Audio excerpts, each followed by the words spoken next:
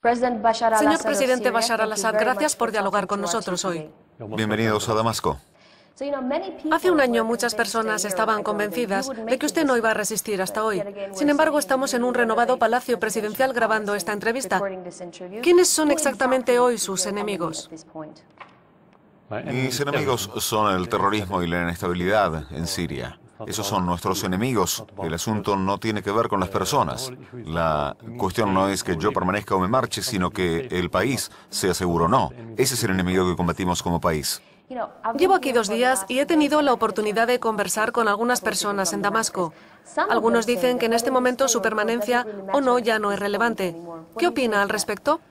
Creo que el presidente se quede o se marche es una cuestión popular. Depende de la opinión de cierta gente y la única forma de hacerlo es a través de las urnas. Por tanto, no depende de lo que escuchamos, sino de lo que resulta de esas urnas. Y esa caja es la que determina si un presidente se va o se queda.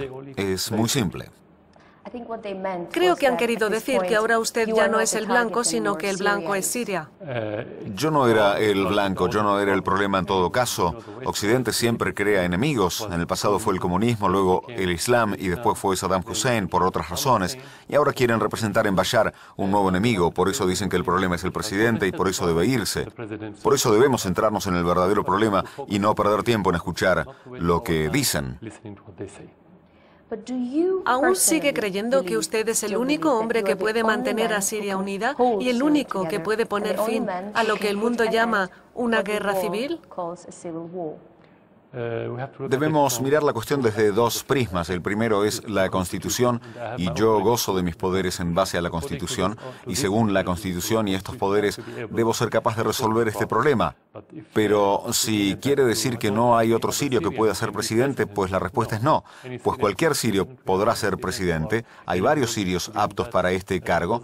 No se puede amarrar a todo un país, a una sola persona y de forma permanente. Pero usted pelea por su país. ¿Cree que es el hombre que puede poner fin al conflicto y recuperar la paz? Mi deber es ser ese hombre, mi deber es convertirme en el hombre que pueda hacerlo y espero lograrlo. Pero la cuestión no tiene que ver con los poderes del presidente, sino que concierne a la sociedad entera. Tenemos que ser precisos al respecto. El presidente no puede hacer nada sin las instituciones y sin el apoyo popular. Por tanto, la batalla aquí no es la batalla del presidente, es la batalla de los sirios. Cada sirio participa actualmente en la defensa del país. Es cierto, y un montón de civiles están muriendo en esa lucha. Por lo que si ganara la guerra, ¿cómo podría reconciliarse con su pueblo después de todo lo sucedido? Una vez más, seamos precisos, el problema no es entre el pueblo y yo. Yo no tengo problemas con el pueblo, pero Estados Unidos está en mi contra y Occidente está en mi contra y varios países árabes están en mi contra y Turquía, que desde ya no es árabe, está en mi contra. Si el pueblo sirio estuviera en mi contra, ¿cómo puedo yo seguir ahí?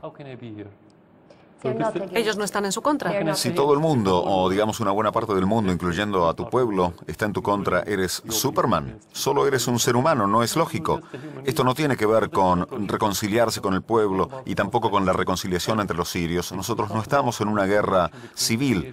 El asunto tiene que ver con el terrorismo y el apoyo del que gozan los terroristas desde el exterior para desestabilizar a Siria. ¿Usted aún no cree que sea una guerra civil? Sé que muchos piensan que hay actos terroristas que ocurren en Siria y además hay conflictos sectarios. Todos oímos la historia de aquella madre que tiene 2 hijos, uno que combate con las tropas gubernamentales y el otro por las fuerzas opositoras. ¿Cómo puede eso no ser una guerra civil? Hay divisiones, pero las divisiones no significan guerra civil. Esto es completamente diferente, pues una guerra civil se basa en problemas étnicos o sectarios. Tal vez existan en algunos casos tensiones étnicas o sectarias, pero eso no genera un problema. Si hay divisiones en una misma familia o en un clan mayor o en una ciudad, pues no significa que haya una guerra civil. Lo que sucede es totalmente diferente y es normal, es de esperar. Cuando hablé de reconciliarse con su pueblo, me refiero a que le escuché decir en varias ocasiones que lo único que le importa es lo que el pueblo sirio piense de usted y lo que sienta por usted, y si debe ser presidente o no. ¿No teme que debido al gran daño sufrido por el país, a los sirios ya no les importe la verdad y solo lo culpen por esta carnicería que han sufrido? Esta es una pregunta hipotética, porque lo que cree el pueblo es lo correcto, y para saber qué creen debemos preguntarles, pero yo hoy no tengo esa información. Por tanto, no temo a lo que crean algunos, temo por mi país. Debemos centrarnos en eso. Durante años han circulado muchas historias sobre el todopoderoso ejército sirio y los fuertes servicios de seguridad. Pero vemos que estas fuerzas no han podido aplastar al enemigo tal como se preveía. Y vemos que los ataques terroristas se producen en el centro de Damasco casi a diario. Lo que se decía del ejército sirio y de los aparatos de seguridad, ¿eran simples mitos? En los casos normales, cuando tenemos una armada y dispositivos de seguridad y servicios secretos, nos centramos en el enemigo externo, aunque tuviésemos un enemigo interno como el terrorismo, porque la sociedad nos ayuda al menos a no dar cobijo a los terroristas. Ahora, en el presente caso, nos enfrentamos a un nuevo tipo de guerra donde se ejerce el terrorismo por delegación, tanto a mano de sirios que viven en Siria o combatientes extranjeros venidos desde el exterior. Esto es un nuevo tipo de guerra y debemos adaptarnos a este nuevo estilo, lo cual requiere tiempo y no es fácil. Además, la premisa de que esto se parece a la guerra convencional no es cierta. Esta guerra es mucho más difícil, esto primeramente. Segundo, el apoyo multiforme que reciben o se da a estos terroristas tanto en armamento, financiación o respaldo político no tiene precedentes. Por eso debemos esperar que sea una guerra ardua y difícil. No es realista esperar que un país pequeño como Siria logre derrotar en cuestión de días o semanas a todos aquellos países que nos combaten a través de sus agentes. Sí, pero cuando uno ve la situación, de un lado hay un ejército con un líder que le ordena ir hacia adelante, a la izquierda o a la derecha, y el ejército obedece. Del otro lado existen diversas facciones terroristas que no tienen una estrategia unificada para combatirle. ¿Cómo se dan en verdad los combates entre ambos? Este no es el problema es que esos terroristas combaten desde el interior de las ciudades y en las ciudades hay civiles y cuando combates ese tipo de terroristas tienes que procurar que el daño sea en un nivel ínfimo en la infraestructura y los civiles. Pero tenemos que combatir porque no podemos dejar que los terroristas maten y destruyan. Esta es la dificultad en esa clase de guerras. La infraestructura del país ha sido dañada e igualmente la infraestructura del ejército y la economía. Y parece como si Siria fuera a desintegrarse pronto. Y parece que el tiempo actuase en contra de ustedes. En su opinión, ¿cuál es el tiempo que necesitan para aplastar a su enemigo? No podemos contestar a esta pregunta porque nadie presume de tener la respuesta sobre cuándo terminará esta guerra. Si no tenemos la respuesta sobre cuándo cesarán ellos el envío de combatientes extranjeros de diferentes partes del mundo, especialmente de Oriente Medio y el mundo musulmán, o cuándo dejarán de mandar armas a esos terroristas. Si ellos paran, y aquí sí puedo contestar a su pregunta, entonces nosotros podremos finalizar todo en cuestión de semanas. No habrá un gran problema, pero mientras continúen los suministros logísticos a los terroristas, entonces será una guerra prolongada. Al pensar que ustedes tienen casi 4.000 kilómetros de fronteras difíciles de controlar y tienen un enemigo que puede cruzar la frontera hacia Jordania o Turquía para aprovisionarse de armas y obtener atención médica para luego volver a combatir, ¿cómo lo van a solucionar? Ningún país en el mundo puede controlar sus fronteras totalmente, ni siquiera Estados Unidos puede controlar sus fronteras con México completamente. Y quizá esto sea extensivo a Rusia, que es un país enorme, y así ningún país puede controlar sus fronteras de forma total. Los países pueden lograr una situación fronteriza mejor mediante el establecimiento de buenas relaciones de vecindad, y esto no lo tenemos ahora con Turquía, por lo menos, pues Turquía apoya más que cualquier otro país el tráfico de armas y de terroristas. ¿Le puedo hacer una pregunta? Yo visité Turquía recientemente y noté que la gente allí está muy preocupada porque ocurra una guerra entre Turquía y Siria. ¿Cree usted que una guerra sirio-turca constituye una posibilidad real? Racionalmente no lo creo por dos razones. La guerra requiere del respaldo popular y la mayoría del pueblo turco no quiere semejante guerra. Por tanto, creo que ningún responsable racional piensa contrariar la voluntad del pueblo en su propio país. Y esto es perfectamente aplicable al pueblo sirio y así sucesivamente. No hay un diferendo entre el pueblo sirio y el pueblo turco, sino que tiene que ver con los gobiernos y los responsables, entre nuestros responsables y los suyos a causa de sus políticas. Y así, no creo que haya una posibilidad para el estallido de una guerra entre Siria y Turquía. ¿Cuándo fue la última vez que usted habló con Erdogan y cómo terminó aquella conversación? Eso fue en mayo del 2011, tras su triunfo en las elecciones. ¿Le felicitó por el triunfo? Sí. Fue la última vez. Y aquella fue la última vez. ¿Quién es el que bombardea el territorio turco, las tropas gubernamentales o las fuerzas de la oposición? Para saberlo, tiene que haber investigaciones conjuntas, tiene que existir una comisión mixta entre los ejércitos para conocer quién bombardea a quién. Hay muchos terroristas en la frontera y disponen de cañones de mortero, por tanto ellos pueden hacerlo. Hay que realizar investigaciones sobre la naturaleza del proyectil y su lugar del impacto, y esto no ocurrió. Le pedimos al gobierno turco formar semejante comisión, pero la rechazó, por tanto no tenemos respuesta. Cuando hay tantos terroristas en la frontera no podemos descartar que suceda esto, porque el ejército sirio no tiene ninguna orden de bombardear el territorio turco porque no tenemos interés en ello y no hay ninguna enemistad entre nosotros y el pueblo turco. Nosotros los consideramos como hermanos, por tanto, ¿por qué hacer tal cosa, a excepción que haya sucedido por error? Y esto requiere de investigación. Hasta el momento no tenemos respuesta.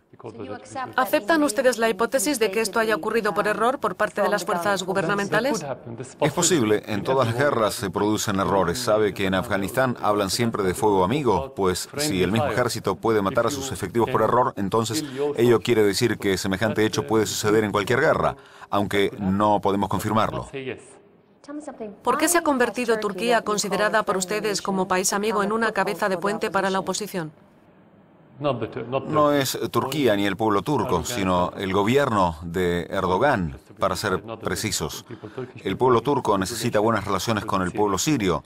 Erdogan cree que si los hermanos musulmanes se hacen con el poder en la región, especialmente Siria, entonces él podrá garantizar su futuro político. Esta es una razón. La otra razón es que él personalmente cree que es el nuevo sultán otomano y que puede extender su dominio bajo un nuevo paraguas a toda la región, tal como era el caso durante el Imperio Otomano. Él piensa para sus adentros que es un califa.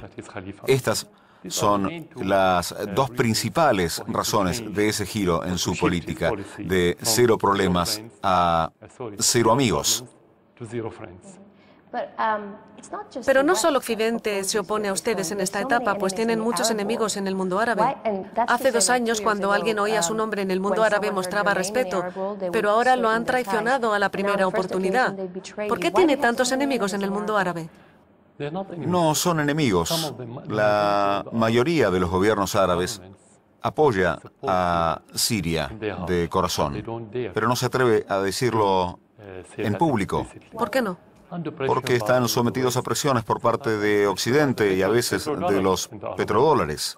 ¿Quién les apoya en el mundo árabe? Varios países nos apoyan implícitamente, pero no se atreven a declararlo públicamente. Primero está Irak, que desempeña un papel efectivo en apoyar a Siria durante esta crisis por ser un país vecino, y ellos son conscientes de que si se produce una guerra dentro de Siria, entonces habrá guerra en los países vecinos, incluido Irak. También hay otros países que tienen buenas posturas, como Argelia y Omán, básicamente. También hay otros países que no voy a enumerar ahora, que tienen posturas positivas sin tomar acciones. ¿Por qué Arabia Saudita y Qatar insisten en que usted renuncie? ¿Y cómo un Oriente Medio inestable entra en su agenda? Francamente hablando, no puedo contestar por ellos, pues son ellos quienes deben responder a esta pregunta.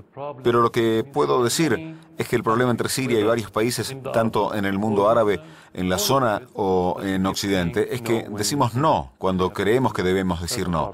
Ese es el problema. Y algunos países creen que pueden controlar a Siria a través de los dictámenes o por medio del dinero y los petrodólares. Y esto no es posible en Siria.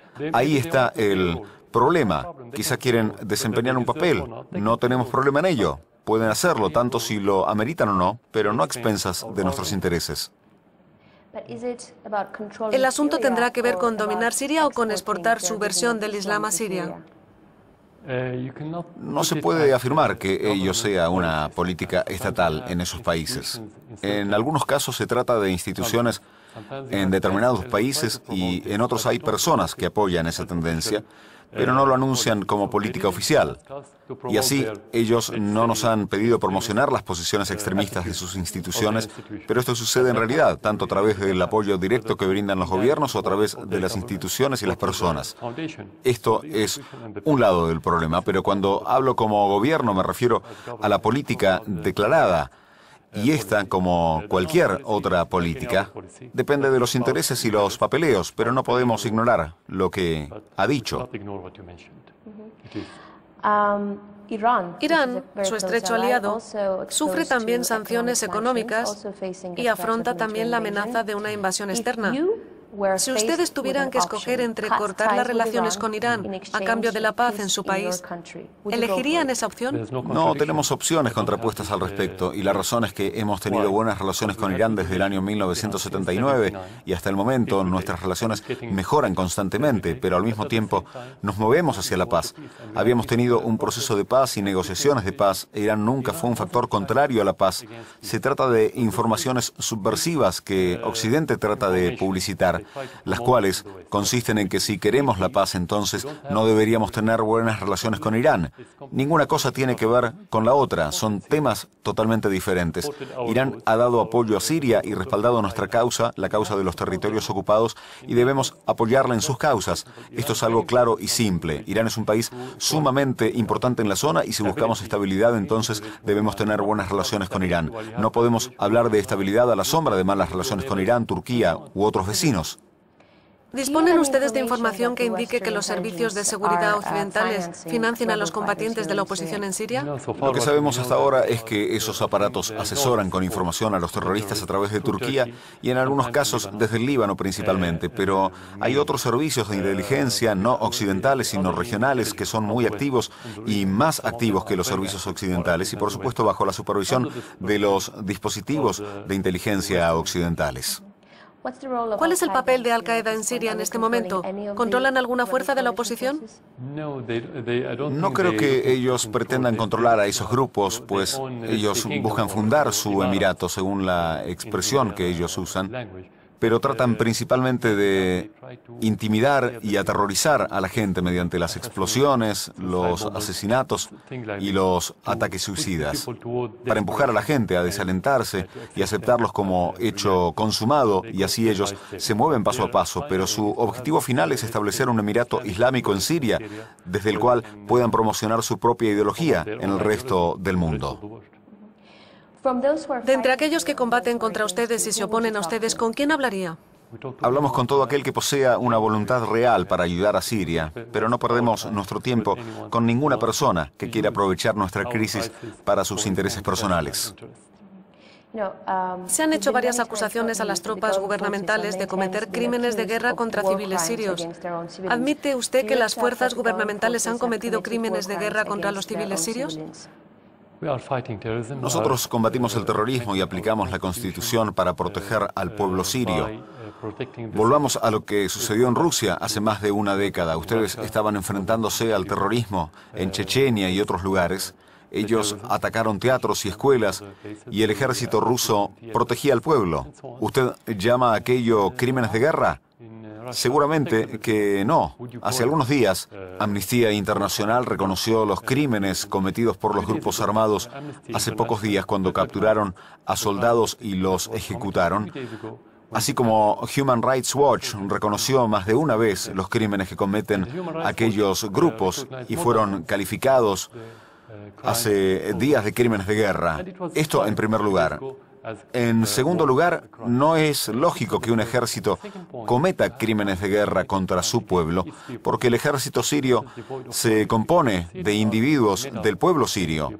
Y si cometiese crímenes contra su pueblo, entonces el ejército se dividiría. Por tanto, no puede haber un ejército fuerte y unido que al mismo tiempo mate a su pueblo. En tercer lugar, el ejército no hubiese podido resistir durante 20 meses en estas condiciones difíciles sin gozar de la acogida del pueblo sirio. Por tanto, ¿cómo puede gozar de esa acogida al tiempo que mata al pueblo? Es una contradicción.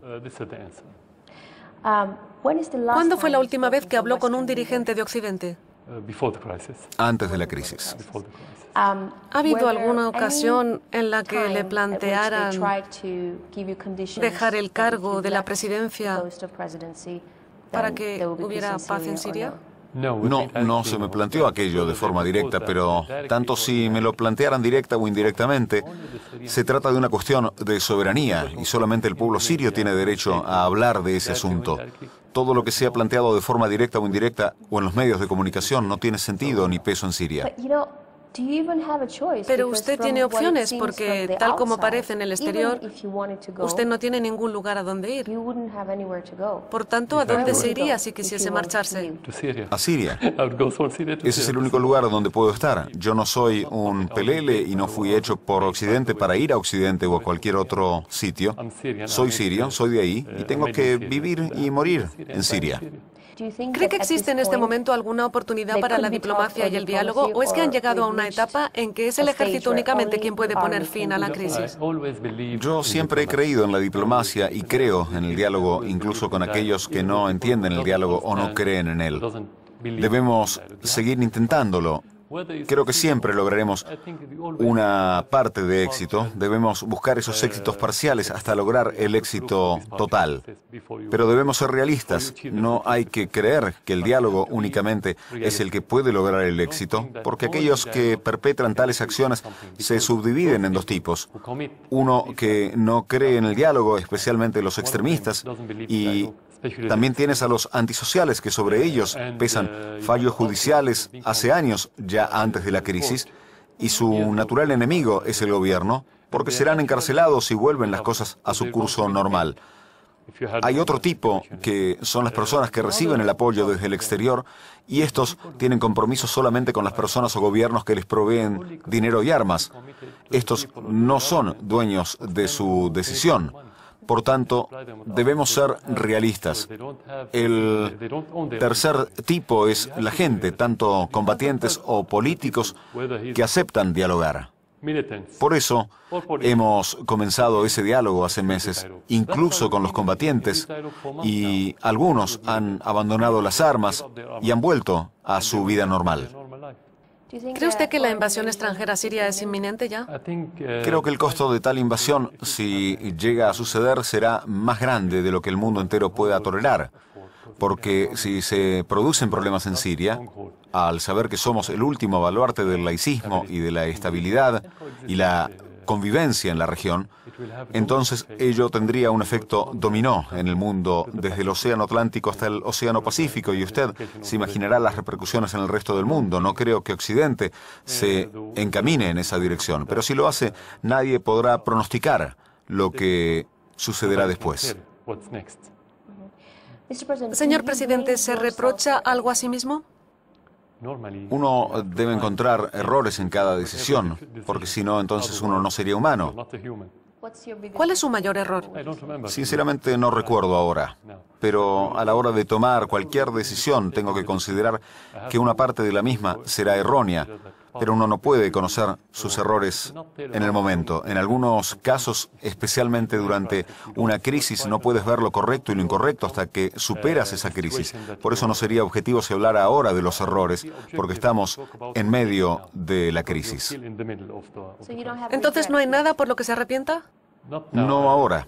Cuando se esclarezca todo, entonces podremos hablar de los errores, y sin duda los hay. Si hoy fuese 15 de marzo del 2011, cuando comenzó la espiral de protestas, ¿cuáles son las cosas que hubiera hecho de forma diferente? Haría lo mismo que hice el 15 de marzo. ¿Exactamente lo mismo? Exactamente lo mismo. Pedir a los diferentes bandos comenzar un diálogo y hacer frente a los terroristas.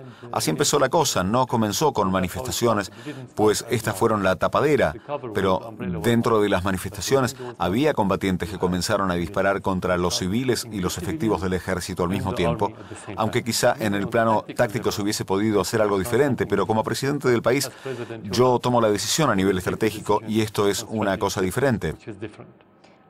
Señor presidente Al-Assad, ¿cómo se ve usted dentro de 10 años? Me veo a través de mi país. Yo no puedo verme a mí, sino a mi país dentro de 10 años. Allí es donde me veo yo. ¿Se ve usted aquí en Siria? Por supuesto, tengo que estar en Siria. El asunto no tiene que ver con el cargo, tanto si yo fuese presidente u otra cosa, pues no es esto lo que me preocupa. Veo que estaré en este país y que este será un país seguro, estable y más próspero. Presidente Bashar al-Assad, gracias por hablar con RT. Gracias por venir a Siria.